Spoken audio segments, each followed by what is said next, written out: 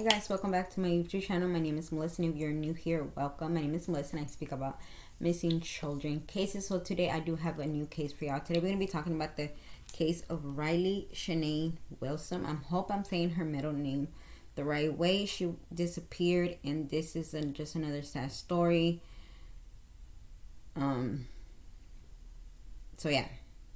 So she went missing on January the 18th of 2001. Missing from Miami, Florida. Classification danger missing. Female, black. She was born January, March, April, May, June, July, August, September. Yes, I still count, okay? Do not judge. September 29 of 1996. 4 years old. Her height and weight is 340 to 50 pounds. African American, female, black hair, brown eyes. Rilya has a scar from a puncture wound approximately 5 inches below her navel. Her ears are pierced, and some agencies give her middle name as Denise. Rilya and her 2 siblings were removed from their mother's custody when Rilya and an infant. They were placed with Galand Grannon, their alleged grandmother or godmother, in Miami, Florida in 2000. Their mother, Gloria Wilson, abused cocaine and neglected her children. Her parental rights were eventually determined. Photos of Gloria and Grant are posted with this case summary. Florida Department of Children and Families was allegedly obligated to check on the children's well-being during monthly visits. The final record visit for the family took place in early January of 2001, when their social worker, Deborah Muskley, stopped by Grant's residence. A photo of Muskley is posted in this case summary. Grant told authorities that an undefined African-American female arrived at her home in the 1000 block of Southwest 145th Place on January 18, 2001. The individual claimed to work for the DCF and said that she was removing Rilya from the home from an evaluation. Rilya had reportedly been diagnosed with behavior problems. Prior to her visit, she's never been heard from again. Garment said that the alleged abductor spoke with a thick accent. They may have been African in origin. The woman, Grant said, was extremely familiar with Rilya's history and said Muskley was aware of her visit. Grant stated 2 other people visited her home in February 2001 and request additional toys to Rilya become accustomed to her new surroundings. Muskley and her supervisor, Willie Harris, resigned from the DFCF in March 2000, and accusation that the record of home visit were fraudulent. The agency conducted grants during its investigation into Muskley records. Authorities learned about Rilya's possible abduction in April 2002, 15 months after the children disappeared. So it took 15 months for someone to finally go to the cops and have this beautiful angel being reported missing.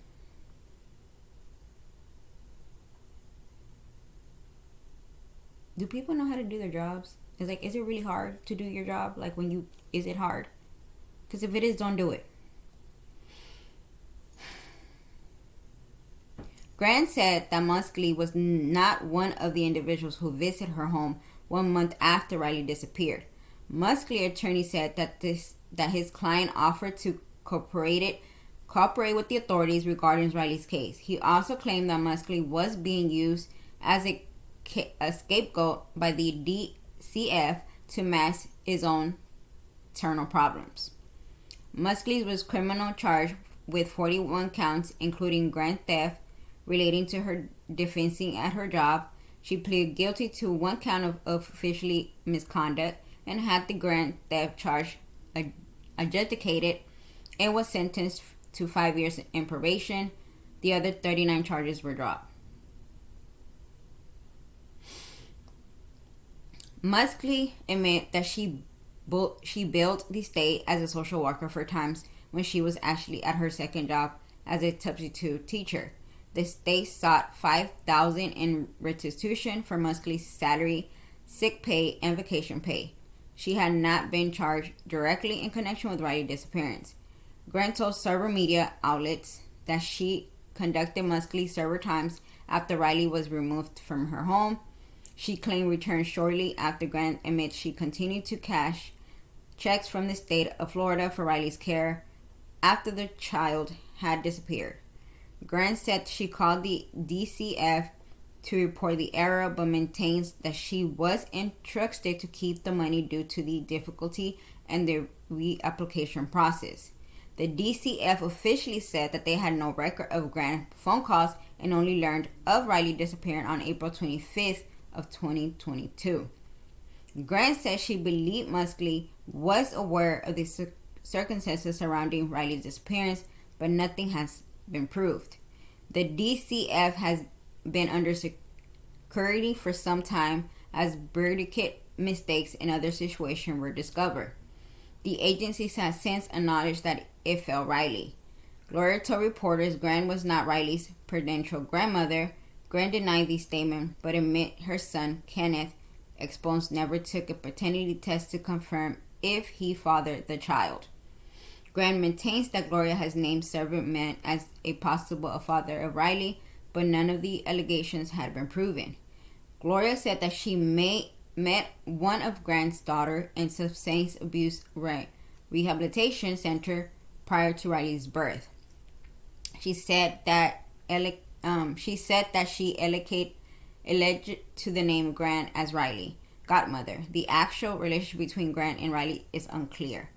Moving cash claim to Riley's father in early May 2002. He's currently imprisoned after being convicted of automobile theft and drug charges. Cash was named as Riley protected father in papers determining Gloria's parental rights. He has never taken a paternity test to prove his claim. So he doesn't even know if he's the father. Cash told the media that he saw Riley 3 times a week prior to his inauguration. He said that he saw the child for the final time at her 3rd birthday party at the home of Pamela Kendrick in Brownville, Florida. Pamela Kendrick is often referred as Pamela Grant, and some accounts claim the two are sisters, but they're not in fact related. Kendrick is Cash's aunt, and Gloria allowed her to take custody of Riley shortly after her birth. Riley was removed from Kendrick's house in April 2000 after allegations of neglect surfaced. Kendrick denies any wrongdoing in Riley's case. Riley and the other children were placed in Grant's custody shortly after. A photo of Kendrick is posted with this case summary. Authorities removed Riley's sibling from Grant's care in early May 2002. Grant claims that there was no reason for the custodial changes. Investigators have reportedly administered polygraph exams to servers of Riley's relatives, but the results have not been publicly released. And if you know, polygraph tests are really not visible in court. I don't know why they use it still, but they could be lying. They could be saying the truth. You just never know. Media reports reveal that Grant has used 42 different aliases over the past 20 years. She was convicted of food stamp fraud in Tennessee during the 1980s and was sentenced to probation in Florida as a result of theft charges. Reports state that Grant filed at least 8 lawsuits for personal injury, competition, child support, and racial discrimination charges throughout the years. Grant had been sued by 12 creditors and was named a 7 landlord-tenant disputes.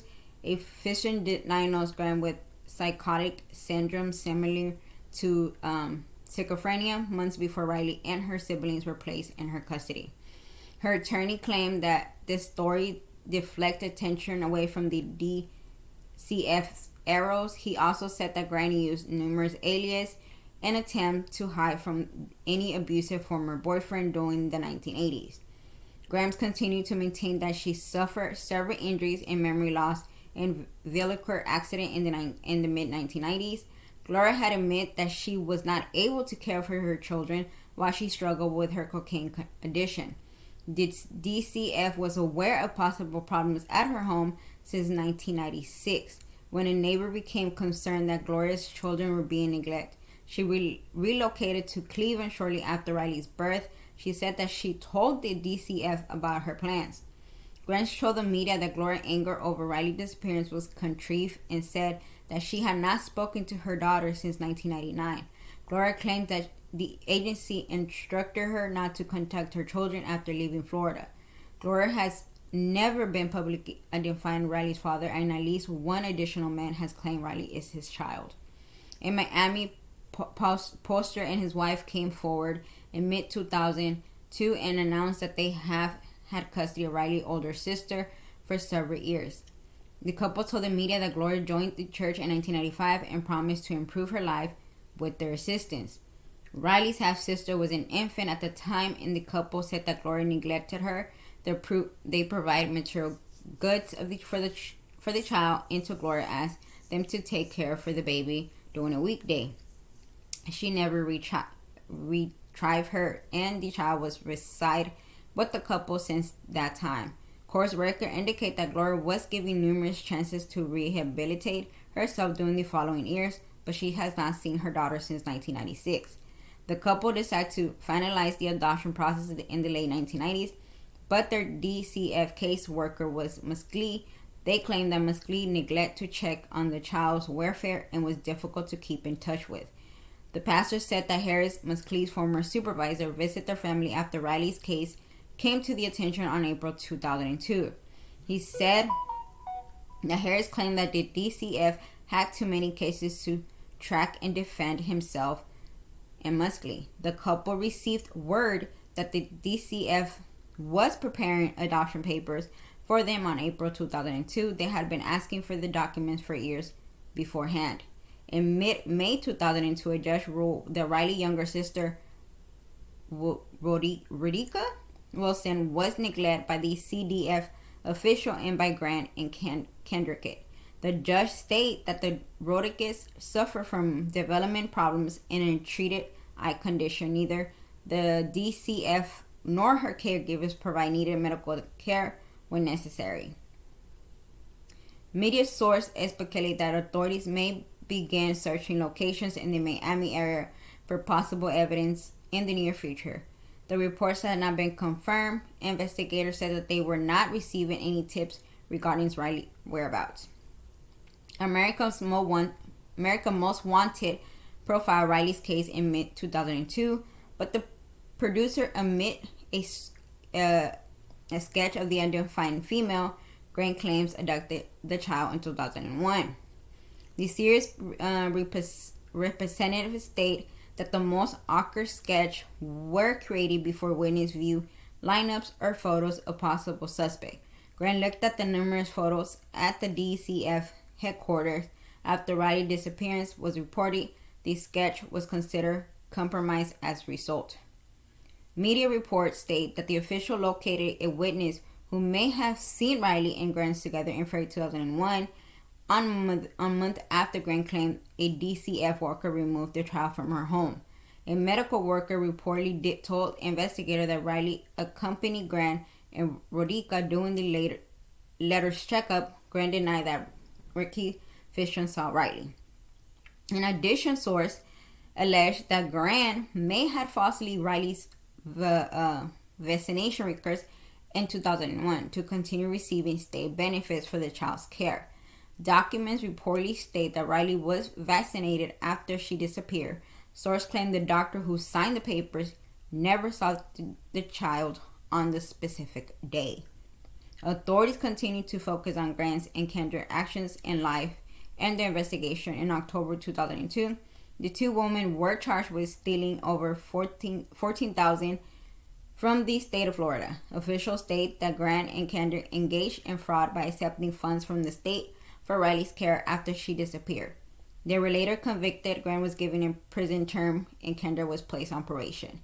Authorities state that both women have consistently failed lie detector tests in connection with Riley's case. Grant alleged told at least 6 people that an unnamed Spanish woman had taken Riley on a trip to New York or New Jersey after the individual noticed the child absent, but before the DCF did. She said that the Spanish woman intended to adopt Riley. When confronted by police about her changing story, Grant said the woman returned Riley before the DCF worker picked her up, then she vanished.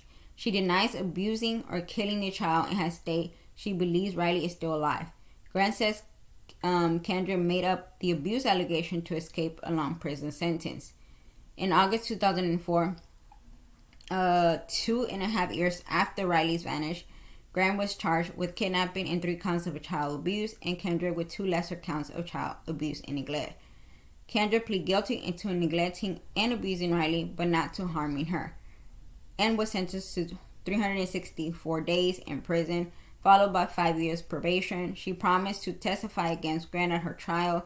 She said both of them spanked Riley with swishes, lock her in her dog cage in the laundry room, and essentially handcuffed her to the bed at night. Kendra denies any knowledge of what happened to Riley. However, claims she asked Grant the question several times and got no answer.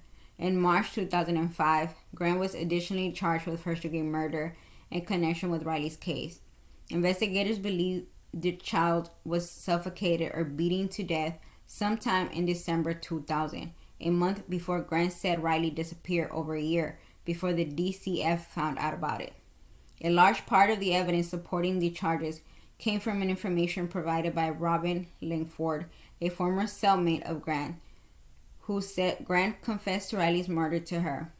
Langford said Grant told her Riley had demons from her previous abuse experience.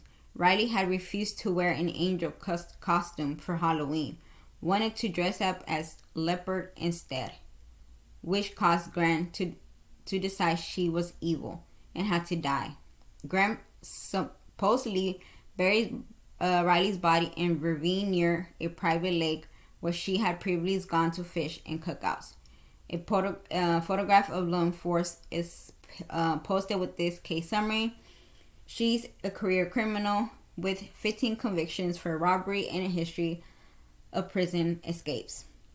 She was awaiting trial for another armed robbery in charge, and Grant supposedly confessed to her. Grant defense questioned her capability, emphasizing her criminal history. And that's one thing that when it comes to these type of cases, when somebody's have a case, they're like they use it against the other person because they want to lessen their charge or something. I don't know if that happened in this case, but it can happen. In June 2005, Langford keeps cooperating with authorities and stated that she would not testify against Grant unless she could get much reduced sentence for the robbery in return for her testimony. The prosecution offered 20 years. Langford wanted 3. Earlier she had stated she had gone to the police with her information about consistent and was not expecting anything in exchange for her cooperation. At Grant's bail hearing in August 2005, Langford invoked her Fifth Amendment rights against self-incrimination and refused to testify against her. Langford was convicted of armed robbery in September 2005 and sentenced to the minimum life in prison without the possibility of parole under Florida's habitual violence offense laws. Prosecutor later came to an agreement with her, however, and in March 2011, her sentence was reduced to 10 years in return for the promise to testify against Grant. Kendra cooperated with the prosecutor and told that she had nothing to do with Riley's disappearance, but knew all along that Grant was making up the story about the CDF worker coming to take Riley. Grant's trial took place during December 2012. In January 2013, Langford, Kennedy, and Muskley were among the witnesses who testified. Grant's attorney argued there was no evidence Riley was dead and suggests she had been sold. The jury convicted Grant of kidnapping and child abuse, but deadlocked 11-1 on the charge of murder. The judge declared mistrial on the murder charges, and Grant was sentenced to 55 years in prison for the crimes she was convicted of. as she presently in her late 60s. The sentence will probably keep her in prison for the rest of her life. Nevertheless, the prosecution has alleged to retry on the murder charge. Grant is waiting for her second murder trial. Riley has never been located, but foul play is suspected in her case due to the circumstances involved. And that is the case of Riley. Let me tell y'all, I'm surprised that when I was looking through this case, how much information is in this case. Just because, as we all know, especially when it comes to African Americans children and Latino children that go missing, it's hard to find any information. Like, it's limit to how many information they have out there. So this one, I think it has been my longest one since I've started. And with this one, I don't believe her story. I think she did something to that little girl. Now, from who is telling the truth, that's hard to know. But I think they both know more than what they're saying. They just don't want to say it. And I think that's just rude. Like, you're in jail. You are in jail. You're in prison. You about to die in prison, baby girl. Just tell these people where this little girl's at. But I also do blame the social workers, and these type of cases just boils my blood so bad. It just boils me, because you have one job to do. You have one job to do. It should not be that hard. I'm not a social worker, so I don't know. But you have one job to do. All you have to do is go check on this child. That's all you have to do. Like, just check on the child.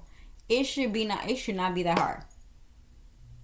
And also, I feel like, I know that there's a lot of social workers out there that have so many cases at once. Y'all need to stop giving these social workers one. Give every social worker one case at a time. Like, don't pile them with cases after cases after cases after cases. Give them, and also hire more social worker. But I also feel like if social workers, if they don't do their jobs and they fail the child and something like this happens to a child, social workers should get punished for it too. Sorry, not sorry. No, I'm not. No. Not sorry. If you, as a social worker, something happens to the child that you're supposed to be protecting, guess what? If something happens to the child, you should get punished too. That's just my opinion. At the end of the day, that's my opinion. That's what I think. It's just crazy, and I really do hope that if she's still alive today, that she makes a bad confession and tell us where this baby's at, and I don't know if we know who the father is, but if we do, give this father this family the right to bury this child, this angel. It's not fair that you sit in, you're just, what are you doing? You're gonna be in prison for the rest of your life. Might as well tell them where it's at. Just tell them where the body's at. Tell them what you did with the body. Because at the end of the day, you are sitting there and want to be a child, act like you're a grown woman, you're a grown adult. Stop acting like a child and stop complaining, stop denying. You know exactly what you did to this child. Just tell the detectives where the body's at. That is not that hard. And if anybody out there knows this family, knows something, I will leave the information at the bottom. Say something. You do not have to say your name. You do not have to give your name away. Just do the right thing and say what happened to this baby girl. So this baby girl needs to be buried in the correct way with people that love her and people that would go visit her have somewhere to go visit her. And like, I feel like social workers, y'all should get punished too. But guys, that is it for me today. Y'all have a great day. Y'all enjoy the rest of your day, and I will see you soon. Bye.